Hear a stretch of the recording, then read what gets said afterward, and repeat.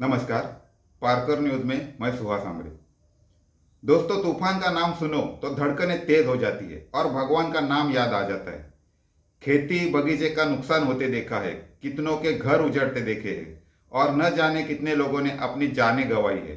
किसी ने अपनी माँ को खोया तो किसी ने बाप को, किसी ने अपने बच्चों को खोया तो कुछ लोगों ने तो अपना पूरा परिवार खोया है इन तूफानों की वजह से। तो आइए जानते हैं इन तूफानों के बारे में, जो कैसे उत्पन्न होते हैं, कहाँ से आते हैं, इनका नाम कौन रखता है और आज तक कितने तूफान आए और आगे कितने आने वाले हैं। जो खबर आपको किसी से नहीं मिली होगी वो मेरी यानी सुहास आमरे की जुबानी सिर्फ और सिर्फ पारकर न्यूज चैनल पे मिलेगी। भारत में बंगाल के खाड़ी में सबसे ज्यादा चक्रवात यानी तूफान आते हैं। अरब सागर की अपेक्षा बंगाल के खाड़ी में सबसे ज्यादा चक्रवात आया है। पिछले 4 वर्षों की बात करें तो अकेले बंगाल की खाड़ी ने कम से कम 12 चक्रवाती तूफानों का सामना किया है। अरब सागर की बात की जाए तो वहां पिछले 4 वर्षों में 10 चक्रवात आए। बंगाल के खाड़ी में आने वाले चक्रवातों की गंभीरता को इस बात से समझा जा सकता है कि 2020 में भारत में आए 5 चक्रवातों में जिनसे 113 लोगों की जान चली गई, उनमें से लगभग 100 केवल एक चक्रवात अम्फान से मरे थे। भारत में अब तक 170 चक्रवात आए। भारतीय प्रायद्वीप ने वर्ष 1970 के बाद से करीब 170 तूफानों का सामना किया है। इस समान अवधि में अमेरिका ने 574, फिलीपींस ने 330 और चीन ने भी 330 चक्रवातों को झेला। चक्रवाती तूफानों के मामले में अमेरिका, फिलीपींस और चीन के बाद भारत चौथे स्थान पर है। देखा जाए तो हर साल 5 चक्रवात आए हैं। वर्ष 1891 और 2017 के बीच भारत के समुद्र तट पर हर वर्ष औसतन 5 चक्रवात आए हैं। इनमें से 4 चक्रवात बंगाल की खाड़ी और एक अरब सागर में उत्पन्न हुआ। चक्रवातों की तीव्रता के मामले में बंगाल की खाड़ी अरब सागर की तुलना में अधिक सक्रिय बेसिन है। जान लेते हैं कैसे बनता है चक्रवाती तूफान। गर्म इलाके के समुद्र में मौसम की गर्मी से हवा गर्म होकर अत्यंत कम वायु दाब का क्षेत्र बनाती है। हवा गर्म होकर तेजी से ऊपर आती है और ऊपर की नमी से मिलकर संघनन से बादल बनाती है। इस वजह से बने खाली जगह को भरने के लिए नम हवा तेजी से नीचे जाकर ऊपर आती है। जब हवा तेजी से उस क्षेत्र के चारों तरफ घूमती है तो घने बादलों और बिजली के साथ मूसलाधार बारिश कराती है।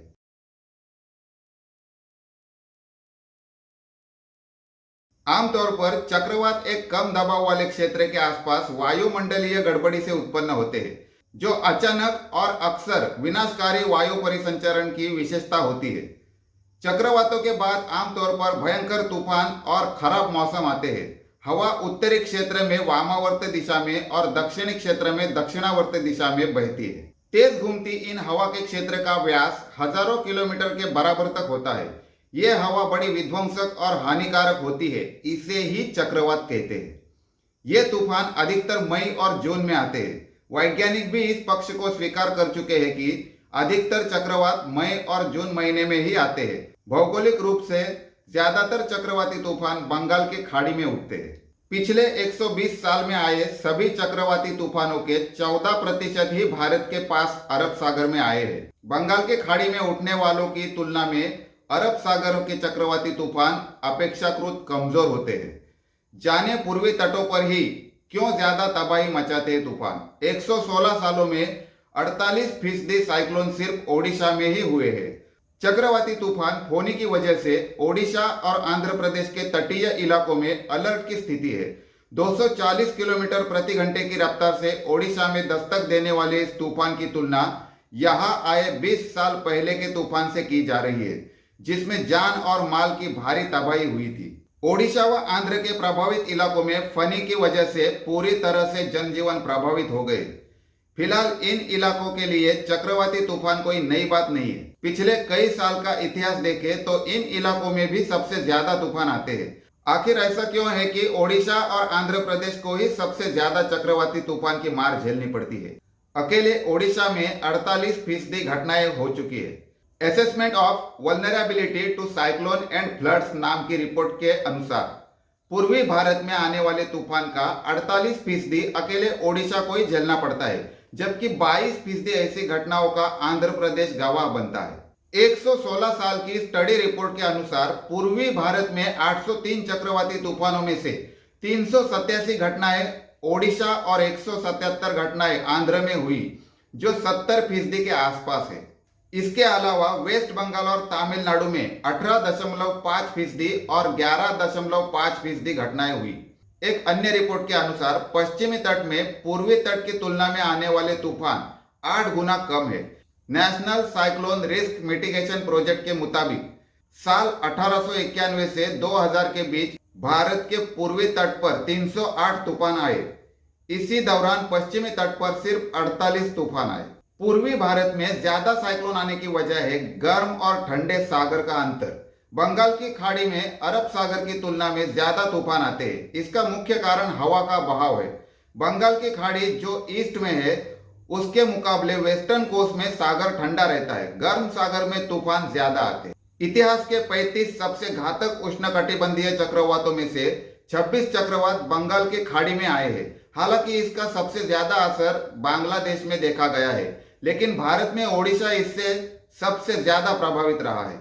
ओडिशा के अलावा आंध्र प्रदेश, वेस्ट बंगाल और तमिलनाडु भी इससे प्रभावित होते रहते हैं। पूर्वी तूफान ना मुड़ने की वजह है समतल भूमि का असर। पूर्वी तटों से लगने वाले राज्यों के लैंड पश्चिमी तटों से लगने वाले लैंड की तुलना में ज्यादा समतल है। इस वजह से यहाँ से टकराने वाले तूफान मुड़ नहीं पाते। पश्चिमी तटों पर आने वाले तूफान की दिशा बदल जाती है। पूर्वी तूफान की तीव्रता भी ज्यादा रहती है। पूर्वी तट पर बने तूफान ज्यादा ताकतवर होते हैं। तूफान का वर्गीकरण कम दबाव के क्षेत्र में हवा की रफ्तार से होता है।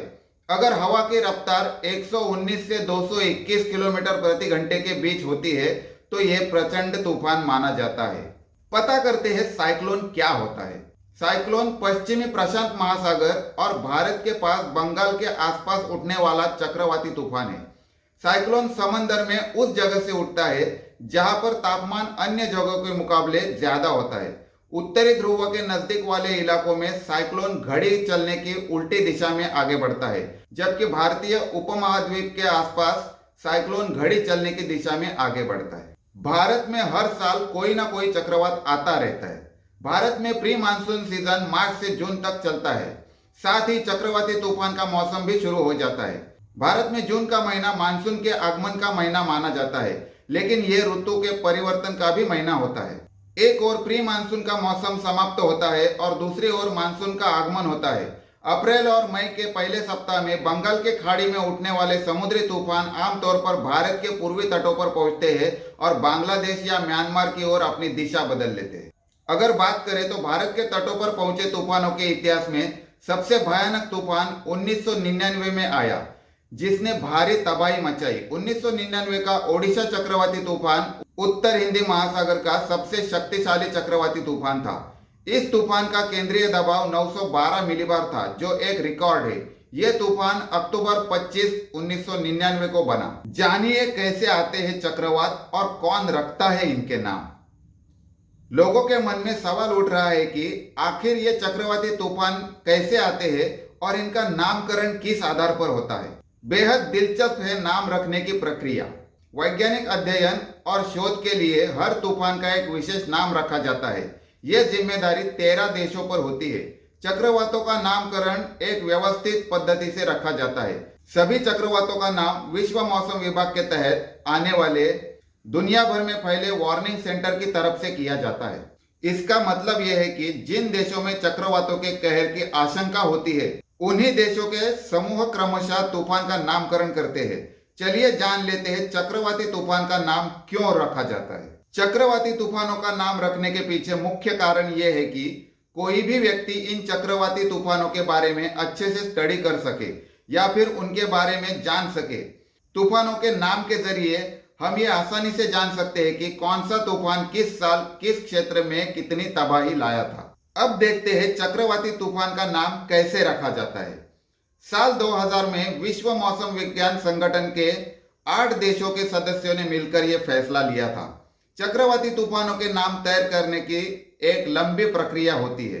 इसमें यह तय किया जाता है कि आने वाले चक्रवाती तूफानों के नाम कैसे रखना है। अल्फाबेट क्रम से मिलता है नाम रखने का मौका। जब चक्रवात इन 8 देशों के किसी हिस्से में पहुंचता है सूची से अगला दूसरा सुलभ नाम रख दिया जाता है। इन 8 देशों की ओर से सुझाए गए नामों के पहले अक्षर के अनुसार उनका क्रम तय किया जाता है और उसके हिसाब से ही चक्रवाती तूफान के नाम रखे जाते हैं। साल 2004 में चक्रवाती तूफान के नामकरण की यह प्रक्रिया शुरू की गई है। इन 8 देशों के नाम है Bangladesh, Myanmar, Thailand, Bharat, Sri Lanka, Maldives, Oman और पाकिस्तान। साल 2018 में 5 और देशों को शामिल किया गया। इनके नाम है ईरान, कतार, सऊदी अरब, यमन और यूएई, जिसके बाद कुल देश मिलाकर 13 हो गए। ये सभी 13 देश 13 नामों की सूची बनाते हैं। उसके बाद क्षेत्रीय मौसम विज्ञान केंद्र को भेज दिया जाता है। जैसे ही कोई चक्रवात जैसी स्थिति में बनने लगती है, उन नामों की सूची में से अल्फाबेटिकल ऑर्डर के हिसाब से देखा जाता है कि अब किस देश की बारी है। मान लीजिए कि इस बार इंडिया यानी भारत की बारी है, तो भारत देश द्वारा दिए गए नामों में से अगले चक्रवाती तूफान का नाम रखा जाएगा। यह सूची सभी 13 देशों द्वारा पहले ही तैयार की जा चुकी है। साल 2004 से इस काम को क्षेत्रीय विशिष्ट मौसम विज्ञान केंद्र करता आ रहा है। रीजनल स्पेशलाइज्ड मेट्रोलॉजिकल सेंटर यानी RSMC कहते हैं। पूरे विश्व में कई मौसम विज्ञान केंद्र है, जिनमें भारत भी शामिल है। भारत का मौसम विज्ञान केंद्र दिल्ली में स्थित है। इस साल आए तूफान ताउते का नाम म्यांमार द्वारा रखा गया था और तूफान यास जो बंगाल की खाड़ी से उत्पन्न हुआ था, उसका नाम ओमान द्वारा रखा गया था। शुरुआत में विश्व मौसम विज्ञान संगठन में कुल 8 देश है, जिस वजह से सभी देशों द्वारा 8-8 नाम दिए जाते हैं। लेकिन जब इनमें 5 देश और आकर जुड़ गए, तब 13 नाम दिए जाने लगे, जो कि कुल मिलाकर 169 नामों की सूची बन गई है, जो क्षेत्रीय मौसम विज्ञान केंद्र को भेजी गई और फिर उसी आधार पर IMD ने इस साल 169 नामों की सूची जारी करके सामने रखी, जिसके हिसाब से तूफानों का नाम चयन किया गया है। सबसे पहला नाम निसर्ग दिया गया, जो कि बांग्लादेश ने रखा था। अगले तूफान का नाम गति रखा गया, जो कि भारत द्वारा दिया गया था। उसके बाद निसार, जो कि ईरान द्वारा रखा गया था। अब आप समझ ही गए होंगे कि ये नाम कैसे रखे जाते हैं। देशों की सूची में अंग्रेजी के अक्षरों यानी अल्फाबेटिकल ऑर्डर तो आप समझ ही गए होंगे। B से बांग्लादेश, I से इंडिया, I से ईरान, M से मालदीव, इस तरह तूफानों के नाम अलग अलग देश द्वारा रखे जाते हैं। 2019 में उत्तर हिंद महासागर चक्रवात का मौसम उत्तरी भारत में दर्ज किया गया अब तक का सबसे सक्रिय चक्रवाती मौसम था। उसी की वजह से 2020 में और 21 में भारतीय राज्यों में आए चक्रवातों की सूची पर एक नजर डालते हैं। चक्रवात बुलबुल, बॉब 03, फनी, हिक्का, वायु, चक्रवात महा, क्यारो, अम्फान, निसर्ग, यास, ताउते और गुलाब। अब इनके बारे में विस्तार से जान लेते हैं। चक्रवात बुलबुल। बुलबुल एक अत्यंत भीषण चक्रवाती तूफान था, जो भारत में पश्चिम बंगाल से टकराया था। इससे भारी वर्षा, बाढ़ आदि का कारण बना, जिसके परिणाम स्वरूप जीवन और संपत्ति का विनाश हुआ। भारत के पहले इसने बांग्लादेश को मारा। चक्रवात बॉब 03 बंगाल की खाड़ी में एक अवसाद बन गया था और भारतीय मौसम विभाग ने इसे BOB 03 नाम दिया था। पहचान के अगले ही दिन BOB 03 उत्तरी ओडिशा, पश्चिम बंगाल तट रेखा से टकराया और जान और माल का भारी नुकसान हुआ। चक्रवात फानी। फानी 1999 के ओडिशा चक्रवात के बाद से ओडिशा में आने वाला सबसे मजबूत उष्णकटिबंधीय तूफान था। चक्रवात फानी हिंद महासागर से निकला और ओडिशा, पश्चिम बंगाल, आंध्र प्रदेश और पूर्वी भारत में जान और माल का भारी नुकसान हुआ। भारत के बाहर इसने बांग्लादेश, भूटान और श्रीलंका को मारा। चक्रवात हिक्का। हिक्का अरब सागर से उभरा और तीव्र हो गया और ओमान से टकराया। 2019 में अरब सागर से 4 चक्रवात निकले, क्यार, महा, वायु और हिक्का। ये उसी में से एक था। चक्रवात वायु। चक्रवात वायु अरब सागर से उभरा और एक बहुत ही भयंकर चक्रवाती तूफान था, जिसने गुजरात राज्य में जान और माल की बेमामूली क्षति की। चक्रवात वायु 1998 के गुजरात चक्रवात के बाद राज्य में आया सबसे शक्तिशाली चक्रवात था। भारत के साथ चक्रवात वायु ने मालदीव, पाकिस्तान और ओमान को भी प्रभावित किया। चक्रवात क्यारो। 2007 में चक्रवात गोनू के बाद से चक्रवात क्यार दूसरा सबसे मजबूत उष्णकटिबंधीय चक्रवात था। चक्रवात क्यार अरब सागर में से विकसित हुआ और भारतीय तट से अदन के खाड़ी की ओर बढ़ा। इसने पश्चिमी भारत, ओमान, यूएई, सोकोट्रा और सोमालिया को प्रभावित किया। चक्रवात अम्फान। अम्फान एक शक्तिशाली उष्णकटिबंधीय चक्रवात था जिसके कारण भारतीय राज्यों ओडिशा और पश्चिम बंगाल में जान और माल का नुकसान हुआ। चक्रवात अम्फान इस सदी का पहला प्री मानसून सुपर साइक्लोन था जो बंगाल की खाड़ी से निकला था। चक्रवात निसर्ग। निसर्ग दूसरा प्री मानसून चक्रवात था जो अरब सागर से निकला था। यह मुंबई के अलीबाग से टकराया और 6 घंटे में कमजोर हो गया। 2009 के फैयान के बाद से यह मुंबई अलीबाग को प्रभावित करने वाला पहला चक्रवात था। निसर्ग चक्रवात के कारण महाराष्ट्र में 6 मौतें और 16 घायल हुए। चक्रवात यास। तूफान यास बंगाल की खाड़ी से बना और आसपास के ओडिशा तटों से टकराया। इस तूफान को यास नाम ओमान देश से मिला है। यह पारसी भाषा के एक शब्द से बना है जिसका मतलब जूही का फूल होता है। वही उर्दू में इस शब्द को निराशावाद कहते हैं। यह साल 2021 का दूसरा चक्रवाती तूफान है। चक्रवात ताउक्ते। यह 2021 का पहला चक्रवाती तूफान था जो अरब सागर से निकला था। यह 17 मई 2021 को दक्षिणी गुजरात से टकराया और इसे बहुत गंभीर चक्रवाती तूफान VSCS के रूप में वर्गीकृत किया गया। 3 भारतीय राज्यों में 24 लोग मारे गए। महाराष्ट्र में 12, कर्नाटक में 8 और गुजरात में 4 लोगों की मौत हुई। भारत मौसम विज्ञान विभाग के अनुसार चक्रवात ताउक्ते भयानक होकर एक चक्रवाती तूफान में बदल गया और गुजरात के अहमदाबाद से लगभग 165 किलोमीटर दक्षिण पश्चिम में सौराष्ट्र के ऊपर सुबह 11:30 बजे केंद्रित हो गया। 19 मई 2021 को सुबह 5:30 बजे चक्रवात ताउक्ते दक्षिण राजस्थान और उससे सटे गुजरात क्षेत्र में एक गहरे दबाव में कमजोर हो गया। यह 19 मई 2021 को सुबह 8:30 बजे केंद्रित था। चक्रवात या तूफान ताउक्ते नाम इस बार म्यांमार की ओर से दिया गया था। इसका अर्थ है बहुत शोर मचाने वाली छिपकली। भविष्य में आने वाले तूफानों के नाम पहले से ही तय किए गए हैं। म्यांमार के बाद ओमान ने अगले तूफान का नाम यास दिया है। इसके अगले तूफान का नाम पाकिस्तान ने गुलाब दिया है। भारत ने भी नीर नामक तूफान का नाम सुझाया है। म्यांमार ने इस चक्रवाती तूफान का नाम ताउक्ते इसलिए दिया है जिसका अर्थ है गेको, जिसका बर्मीज में मतलब है तेज आवाज करने वाली छिपकली होता है। चक्रवात गुलाब। चक्रवात यास के भारत के कई राज्यों में तबाही के निशान छोड़ने के कुछ ही महीनों बाद चक्रवात गुलाब ने दस्तक दी थी। भारत मौसम विज्ञान विभाग ने 25 सितंबर को उत्तरी आंध्र प्रदेश और आसपास के ओडिशा तटों के लिए चेतावनी जारी की थी। IMD के नवीनतम अपडेट के अनुसार चक्रवात गुलाब दक्षिण और उससे सटे उत्तरी आंध्र प्रदेश में एक गहरे दबाव में चला गया। यह 27 सितंबर 2021 को सुबह 5:30 बजे केंद्रित था और पश्चिम की ओर बढ़ने की संभावना बताई गई थी और आगे एक अवसाद में कमजोर होने की संभावना भी की थी। दोस्तों, ये थे आमतौर के तूफान। अब हम भारत में आए अब तक के सबसे बड़े चक्रवातों के नाम और साल से सूची के अनुसार जान लेते हैं। साल 2021 का चक्रवात ताउक्ते। ताउक्ते चक्रवात दक्षिण भारत, गुजरात, गोवा और महाराष्ट्र में भारी वर्षा और शक्तिशाली तेज हवाओं का कारण बना। साथ ही गुजरात में सौराष्ट्र प्रायद्वीप के दक्षिणी तट पर लैंडफॉल बनाया। साल 2020 चक्रवात निसर्ग। निसर्ग साइक्लोन ने 3 जून को महाराष्ट्र के तटीय शहर अलीबाग के पास लैंडफॉल बनाया।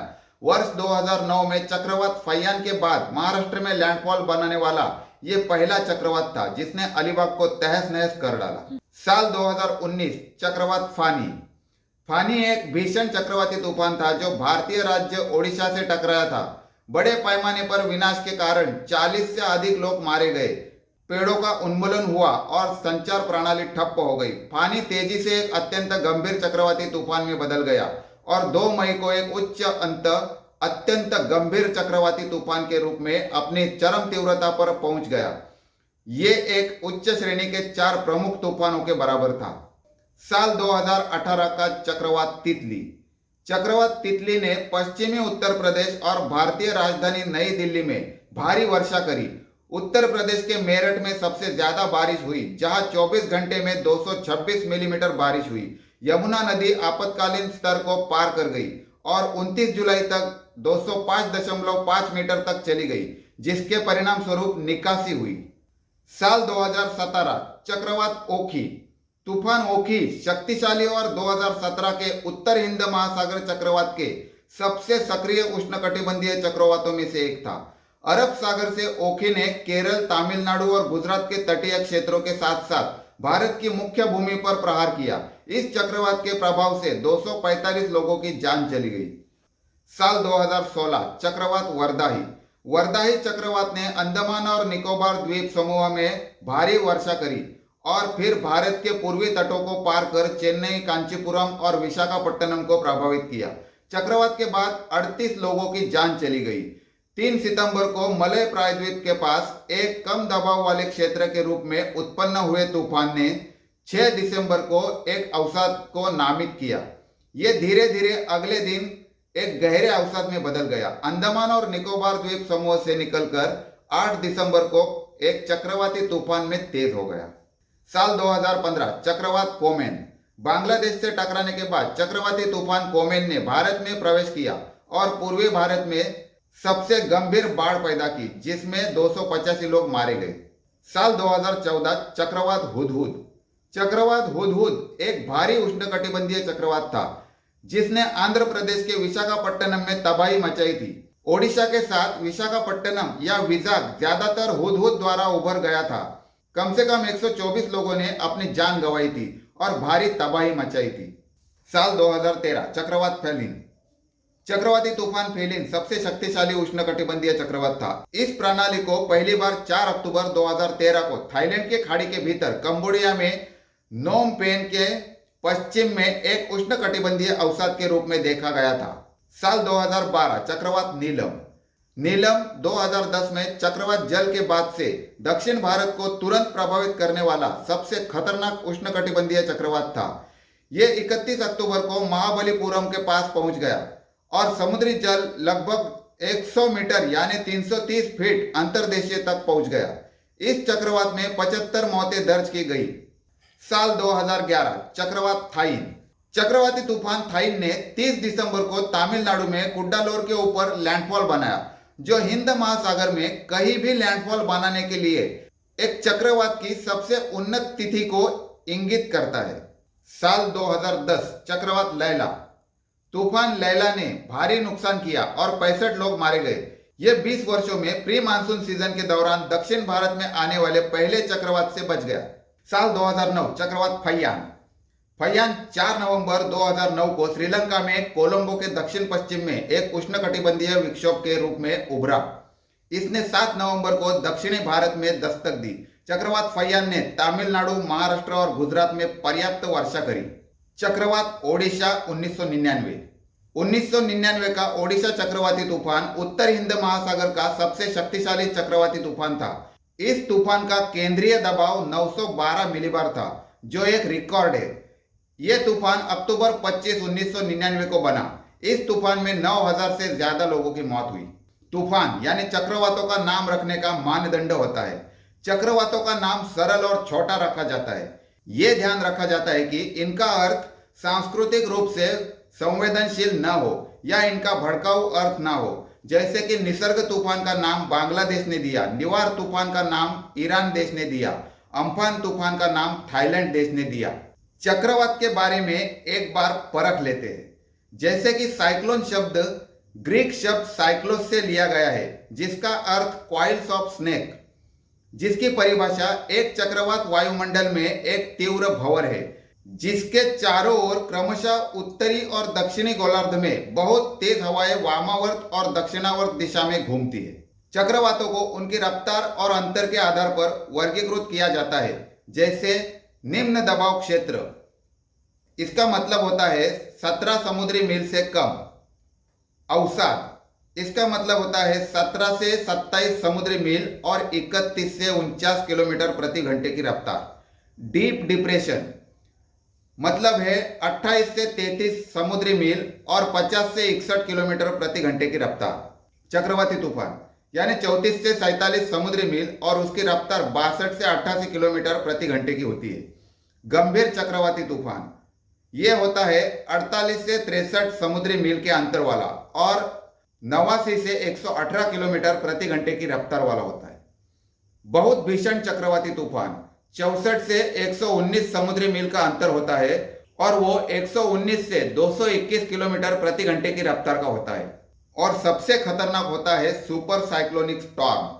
यह 120 समुद्री मील या उससे ऊपर के अंतर का होता है और 222 किलोमीटर प्रति घंटे या उससे भी ऊपर ज्यादा रफ्तार का होता है। 13 देशों ने दिए 169 चक्रवातों के नाम। विश्व मौसम विभाग तथा संयुक्त राष्ट्र आर्थिक और सामाजिक आयोग एशिया और प्रशांत पैनल ऑफ ट्रॉपिकल साइक्लोन द्वारा किए गए इस पैनल के 13 देशों ने यानी Bharat, Bangladesh, Maldives, Myanmar, Pakistan, Oman, Sri Lanka, Thailand, Iran, Qatar, Saudi Arab, UAE और यमन, इन देशों ने भविष्य में आने वाले तूफानों के नामकरण का सुझाव दिया है। पिछले साल हर एक देश ने 13 नाम सुझाए थे। इसके चलते चक्रवातों के 169 नामों की फहरिस्त बनी है।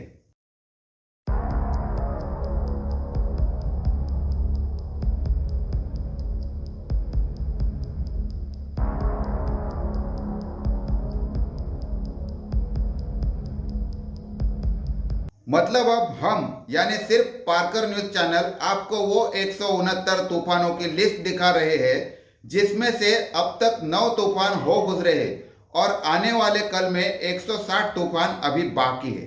तो श्रीलंका से नामांकित किए आने वाले तूफान आसानी का हिम्मत से सामना करें और सावधानी रखें। फिलहाल तो पार्कर न्यूज में हम आपसे विदा लेते हैं। धन्यवाद।